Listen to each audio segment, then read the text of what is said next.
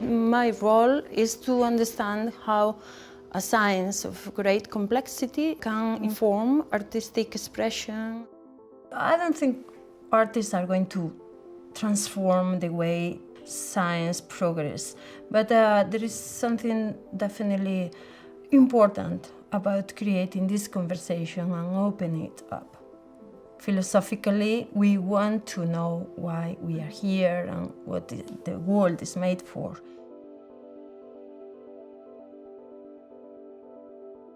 And we're interested in working with scientists who work with physical matter.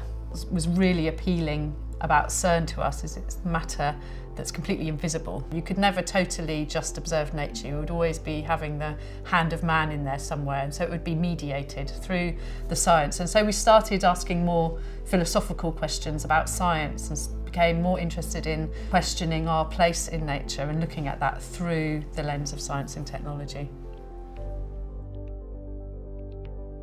HALO is thinking about the idea of placing the viewer within the centre of this scientific experiment where you're surrounded by a ring of light. In a way, you become the source of the event, the proton-proton collisions.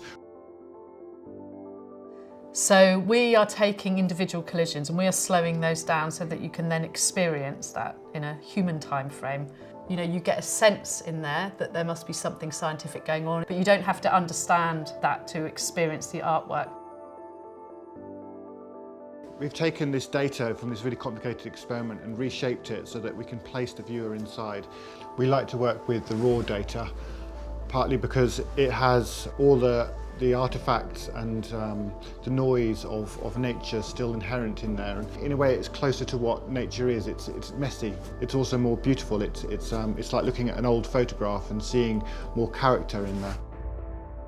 The manipulation they've done on the data is actually more accurate than what we see when we reconstruct the data ourselves, because they are paying attention to the small features of the low energy things and looking at it in a slightly different way, which is still valid from a scientific point of view, but also from an artistic point of view.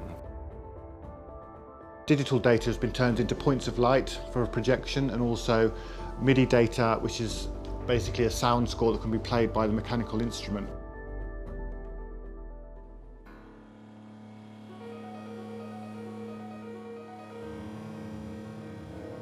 So the mechanical part of HALO is how the sound is all made. And when you get to watch that up close, you can see the complexity that's involved in the many layers. Okay, so we've got 24 strings that we're trying to get to resonate and be controlled in sync with the raw data coming from CERN without there being any speakers. It's a mechanical linkage which picks up the vibrations of the string, and then it's amplified through the circuits, which we control via the computer, and it goes to a resonant sound box. So what you're actually hearing is the string itself vibrate.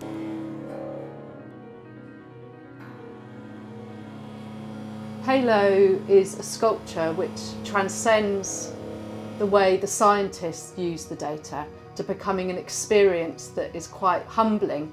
And we like to call this technological sublime.